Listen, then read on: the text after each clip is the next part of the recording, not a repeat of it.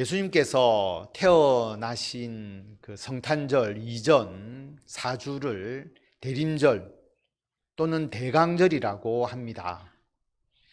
기다릴 때 임할 대림, 그리고 기다릴 때 내릴 강자를 써서 대강, 그래서 대강절, 대림절이라고 이야기를 합니다.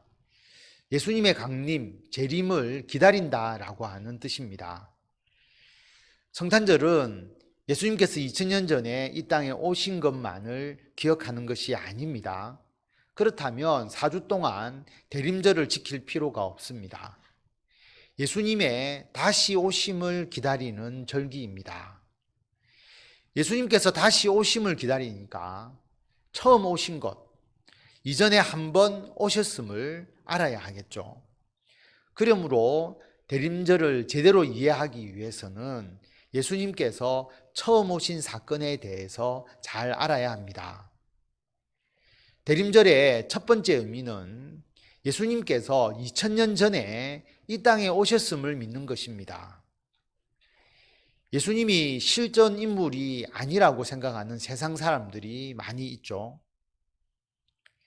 그들은 삼국을 통일한 김유신 장군, 한글을 만드신 세종대왕이 허구의 인물이라고 말하는 것과 같습니다. 고구려 백제 신라 삼국을 통일한 역사는 있는데 삼국 통일을 이룬 장수는 없다? 우리가 지금 쓰고 있는 한글은 있는데 한글을 만드신 왕은 없다? 말이 안 되죠. 김유신 장군, 세종대왕은 실존 인물입니다. 왜냐하면 그분이 행하신 일들의 흔적이 역사적으로 남아있기 때문입니다. 마찬가지로 예수님의 제자들이 있는데, 예수님께서 하신 일들이 있는데 어떻게 예수님이 존재하지 않을 수가 있습니까? 누구도 부인할 수 없는 역사적 사실, 예수님은 실존 인물입니다. 그리고 예수님은 마리아를 통해서 이 땅에 태어나셨습니다. 그러나 예수님을 단지 우리와 똑같은 사람으로 여기는 것은 예수님을 제대로 알지 못하는 것입니다. 예수님을 실존 인물로만 이해해서는 안 되고 예수님이 누구이신지를 분명히 알아야 합니다.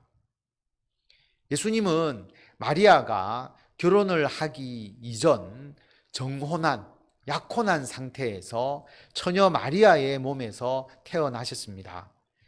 마태복음 1장 16절을 보면 야곱은 마리아의 남편 요셉을 낳았으니 마리아에게서 그리스도라 칭하는 예수가 나시니라. 신약 성경을 처음 읽으면 마태복음 1장에 족보가 나오잖아요. 누가 누구를 낳고. 거기서 한번 탁 막히죠, 여러분들이.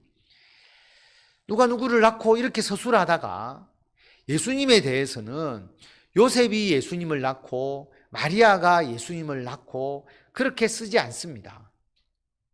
예수가 마리아에게서 나셨다. 예수님께서 태어나시는 주체가 됩니다. 마리아도 요셉도 예수님을 태어나게 한 주체가 아닙니다. 마태복음 1장 18절에 보면 예수 그리스도의 나심은 이러하니라.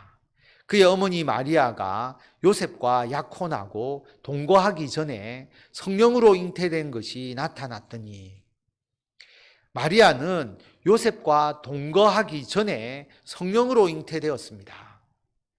누가복음 1장에도 천사가 나타나서 마리아에게 보라, 너가 잉태하여 아들을 낳을 것이다. 이름을 예수라 하라.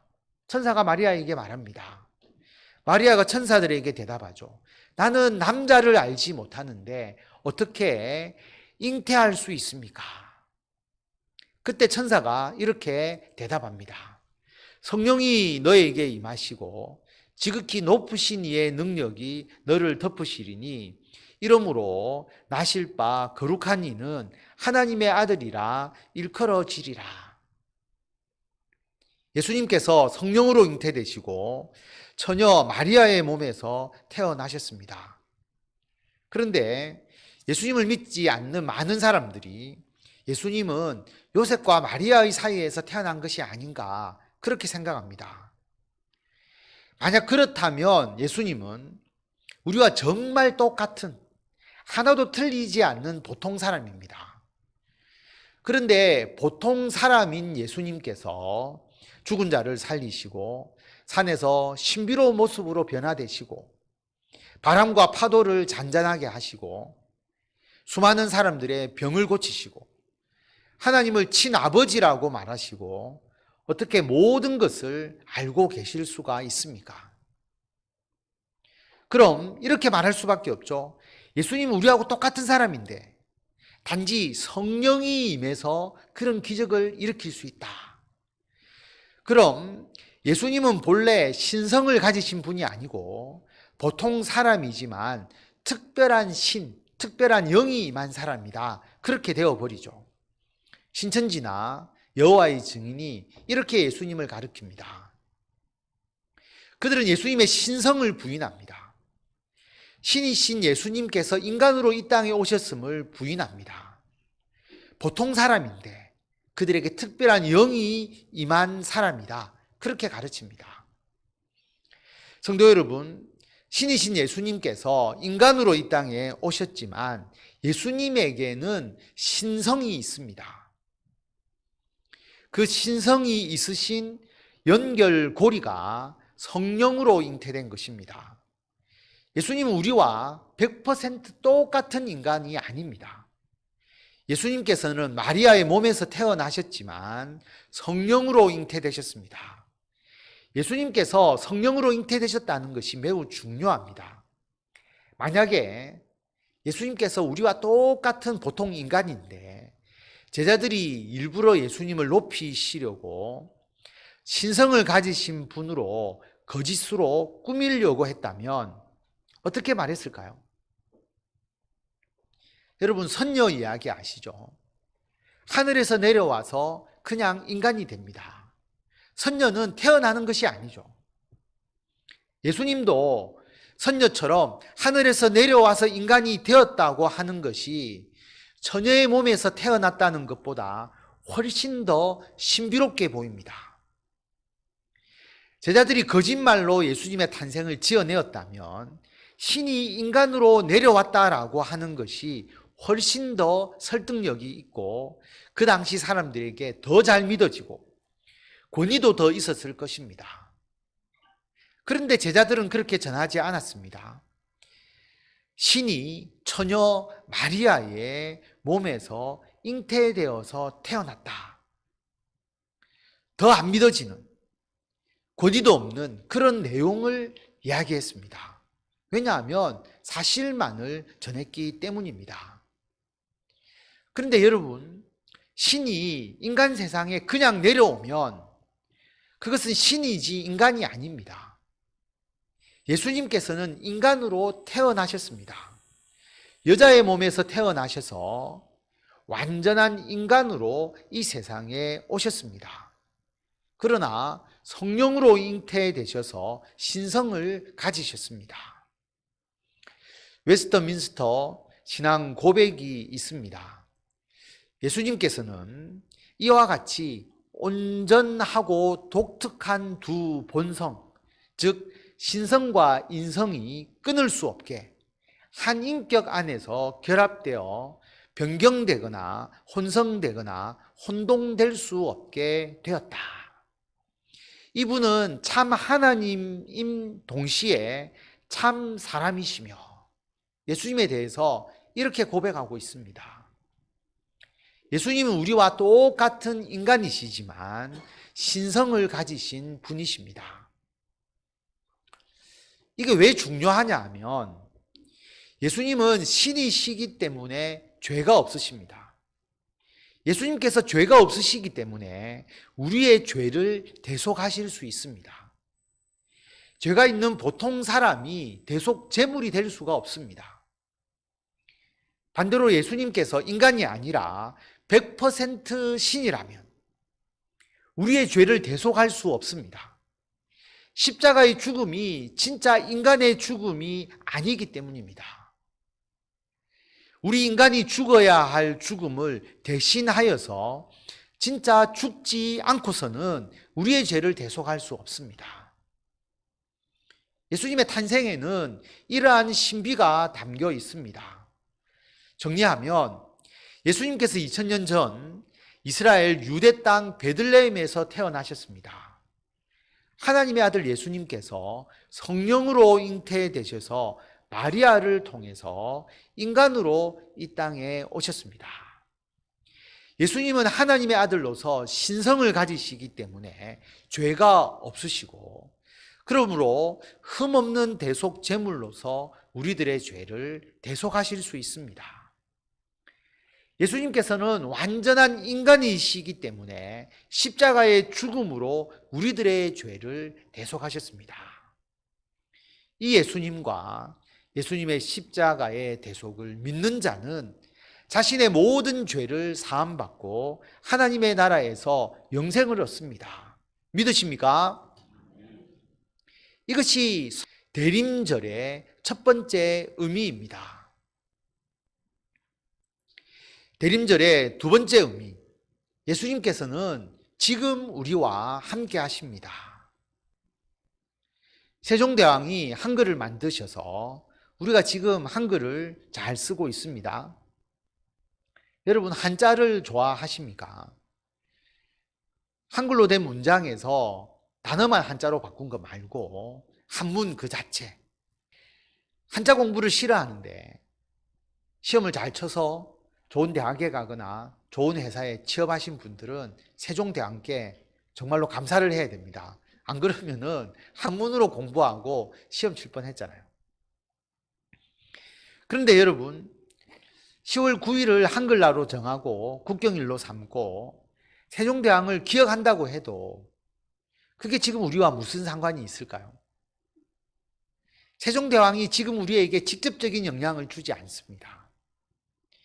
과거의 인물을 기억하는 것은 그가 남긴 유산에 대해서 감사하는 것일 뿐, 그 사람이 지금 나에게 직접적으로 영향을 미치지 않습니다. 그런데 예수님은 과거의 역사 속에만 있는 인물이 아닙니다. 예수님께서 2000년 전에 십자가의 죽음을 통해서 우리들의 죄를 대속하신 것에 대해서 기억하고 감사하는 것으로만 끝나서는 안 됩니다. 예수님은 지금도 우리를 찾아오십니다. 물론 예수님께서 직접 우리 집 대문 두드리시며 찾아오시는 건 아니죠. 지금 온 세상을 통치하시는 예수님께서는 성령을 통해서 끊임없이 우리들의 마음 문을 두드리십니다.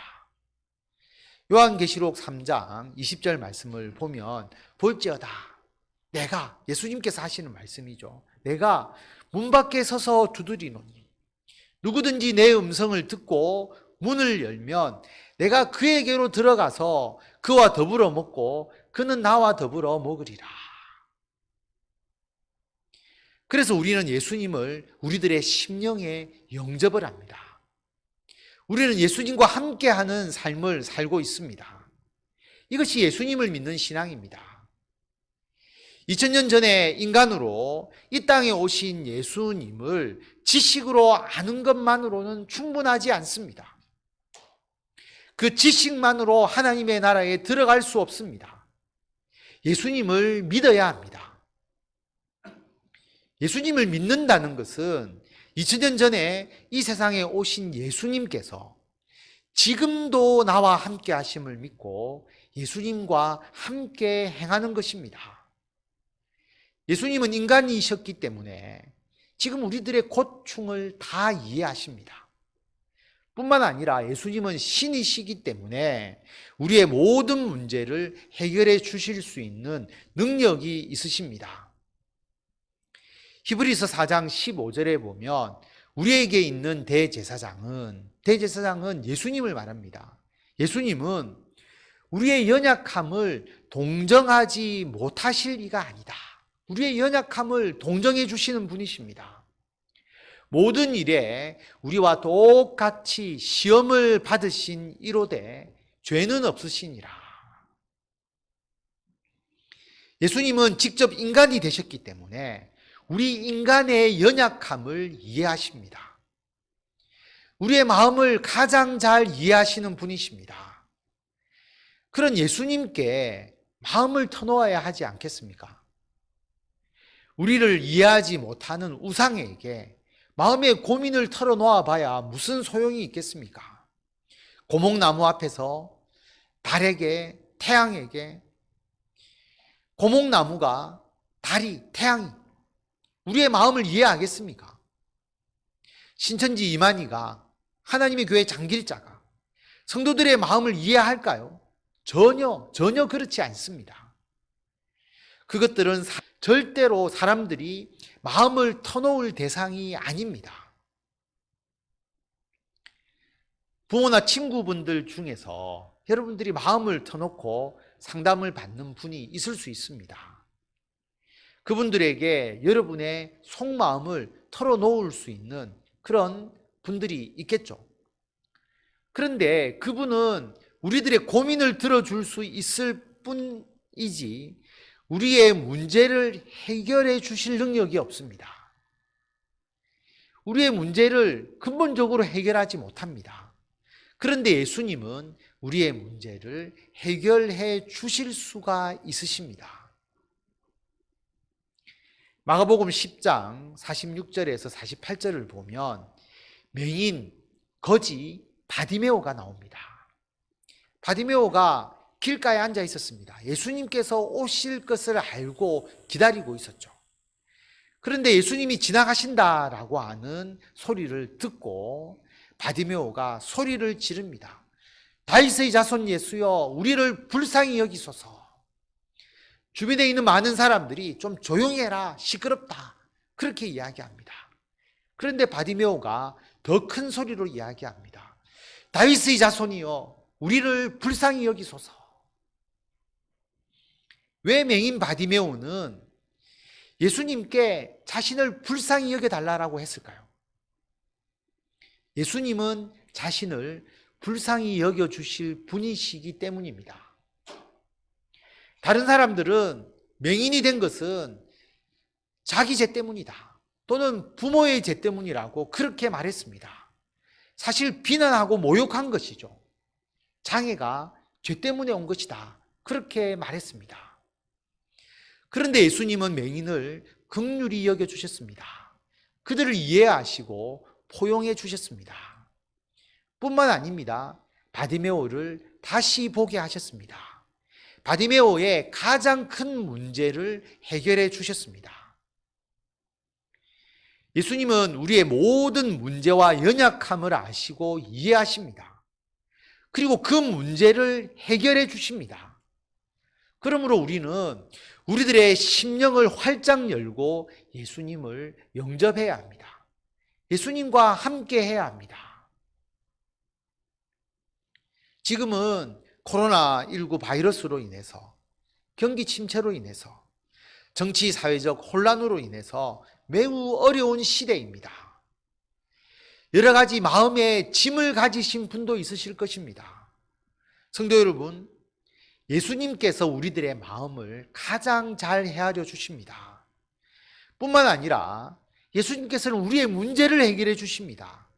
그러므로 예수님께 마음의 문을 활짝 열고 예수님과 더 함께 하시면서 예수님께서 주시는 은혜를 더 마음껏 누리시고, 또한 아직 예수님과 함께 하지 못하는 분들이 예수님을 영접하여 자신의 문제를 해결받는 은혜를 누리도록 이끌어 주셔야 합니다. 그럼 우리가 어떻게 예수님과 함께 할 수 있습니까? 기도해야죠. 기도를 통해서 예수님과 영적으로 교통합니다.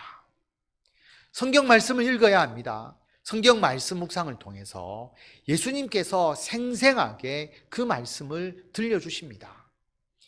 예배를 드려야 합니다. 예배를 통해서 우리는 예수님과 성령을 통해서 교통하고 주님과 늘 함께 할 수 있습니다. 대림절 기간 동안 특별히 더 기도와 말씀 묵상과 예배에 힘쓰시는 성도 여러분이 되시기를 바랍니다. 한 분도 빠짐없이 밴드에 올라가는 모든 교회 예배와 새벽 기도 내용을 여러분 영상으로 함께 하시기를 바랍니다. 그리고 꼭 댓글로 달아주십시오. 그리고 아직 예수님을 영접하지 못한 분들에게 예배와 기도와 성경 말씀을 통해서 예수님의 은총을 받아 누리도록 특별히 대림절 기간 동안 예배에 초청해 주시기를 바랍니다. 코로나로 함께 우리가 사랑과 행복의 초대를 할 수는 없지만 카톡이나 문자로 실시간 예배 그리고 설교의 링크 밴드에 올라 있으니까 그 복사해서 여러분 사랑하시는 분들에게 보내주시기 바랍니다. 보내는 방법은 아주 간단합니다. 어려우신 분들은 물어보시면 됩니다. 그래서 그들이 영상을 통해서라도 하나님께 예배드리고 주의 말씀을 듣고 주의 은총과 주님의 놀라운 복을 받아 누릴 수 있도록 우리가 그들을 인도해야 합니다. 대림절의 두 번째 의미, 예수님께서 지금 이 순간에도 나와 함께 하셔서 나의 모든 것을 이해해 주실 뿐만 아니라 나의 문제를 해결해 주시고 나의 삶을 주관하여 주심을 믿고 행하시는 성도 여러분이 되시기를 바랍니다. 지금도 우리와 함께 하시는 예수님의 긍휼하심과 치유와 회복의 은총이 여러분이 사랑하시는 주위의 모든 분들에게도 충만하시기를 바랍니다. 대림절의 세 번째 의미는 재림하실 예수 그리스도를 기다리는 것입니다. 오늘 말씀은 예수님의 재림 후에 이루어지는 새하늘과 새 땅의 모습을 기록하고 있습니다. 2000년 전에 인간으로 이 땅에 오신 예수님께서 우리와 지금도 함께 하십니다. 그러나 지금 예수님이 우리와 함께 하시는 것은 완전하지 않습니다. 우리는 하나님과 예수님을 직접 눈으로 볼 수 없지 않습니까? 이 세상은 여전히 죄 가운데 있습니다. 그러므로 죄로 인한 고통, 인간의 탐욕으로 인한 사건, 사고들이 끊임없이 일어나고 있습니다. 그래서 예수님께서 다시 오십니다.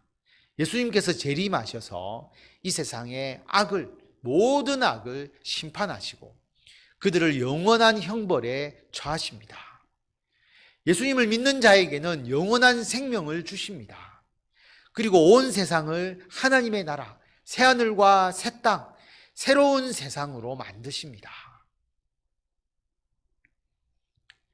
신천지에 빠진 사람들은 신천지 교인이 14만 4천 명이 차게 되면 예수님께서 영으로 보이지 않게 이만희의 몸에 임하셔서 모든 사람들이 영생을 얻는다. 그 14만 4천 명이 영생을 얻는다라고 그렇게 믿고 있습니다. 여러분이 신천지 교인을 만나면 이렇게 물어보십시오. 지금 이만희에게 예수님의 영이 재림했느냐? 신천지 사람들이 제대로 대답하지 못합니다.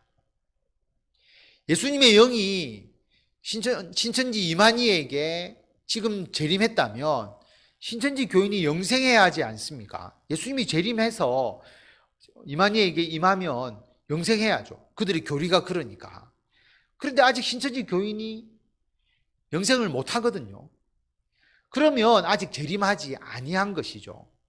자, 재림하지 않은 것이라고 이야기를 하면 그럼 예수님의 영이 이만희에게 재림하지도 않았는데 왜 이만희가 약속의 목자고 왜 이만희가 구원자냐? 이렇게 따지고 들어가면 신천지인은 예수님의 영이 이만희에게 임했다고 할 수도 없고 안 임했다고도 할 수 없는 진퇴양난에 빠지게 됩니다. 그들도 잘 모릅니다. 그래서 그들이 뭐라고 이야기하냐면 예수님의 영이 이만희에게 내려왔다가 다시 올라갔다가 다시 재림할 때 다시 내려오고 그렇게 한다. 올라갔다 내려왔다 라고 이야기하고 중간 상태다. 오시기를 준비하고 있는 상태다. 그럼 준비하고 있다면 아직 임하지 않은 거 아닙니까? 사기꾼의 전형적 수법이죠. 발을 이리저리 돌리는 것. 또 신천지 사람들에게 예수님께서 재림하면 이 세상이 어떻게 되느냐 여러분 물어보십시오. 그러면 이 세상 그대로 있다고 이야기를 합니다. 왜냐하면 요한계시록의 새하늘과 새 땅을 실제 이 세상이 바뀌는 것으로 그들은 믿지 않거든요. 새하늘과 새 땅이 새 하늘 새 땅이니까 신천, 신지죠. 한자로 말하면 신천지. 요한계시록의 새하늘과 새 땅이 이만희의 신천지 교회를 비유적으로 말하는 것이라고 그렇게 가르쳐 왔거든요. 웃기는 말이잖아요. 그래서 제가 신천지인에게 이렇게 물었습니다. 영생하고 싶습니까? 영생하고 싶어서 14만 4천 명 채우려고 하고 신천지 가서 이만희를 믿고 있잖아요. 그래서 제가 물어봤어요. 영생하고 싶습니까? 그런데 이렇게 사건 사고가 많이 일어나고 공해와 자연 파괴가 일어나고 심각한 죄악이 만연한 이곳에서 사람들 병들고 그리고 먹고 살 것 늘 걱정하면서 돈 벌 것 걱정하면서 살면서 죽지 않고 영생에서 뭐 하려고요? 그렇게 물어보면 대답을 못 합니다. 여러분, 우리가 예수님께서 재림하시는 것을 소망하는 것은 우리가 영생하는 것뿐만 아니라 더 중요한 것, 바로 새하늘과 새 땅이 이루어지기 때문입니다. 예수님께서 재림하셔서 사탄의 모든 세력을 못은 연못을 말하죠. 불연못이라고 말하니까 좀 약하게 작게 보이잖아요. 그래서 세번역 성경과 공동 번역 성경은 불바다라고 번역을 했습니다. 예수님께서 재림하셔서 사탄의 세력을 불바다에 던지셔서 심판하십니다. 물론 실제로 불바다가 있는 것이 아니고요. 모두 상징적인 표현입니다. 그리고 새하늘과 새 땅이 이루어집니다. 천사가 새하늘과 새 땅이 이루어진 모습을 사도 요한에게 환상으로 보여주잖아요. 그 보여준 내용이 바로 오늘 성경 말씀입니다. 요한계시록 22장을 보면 또 그가 수정같이 맑은 생명수의 강을 내게 보이니, 천사가 사도 요한을 인도해서 환상을 보여주는데 수정같이 맑은 생명수가 강같이 흐르는 것을 보여줍니다. 그게 어디서부터 나오느냐 하면 하나님과 어린 양의 보좌로부터 나오죠. 어린 양은 예수님을 말합니다.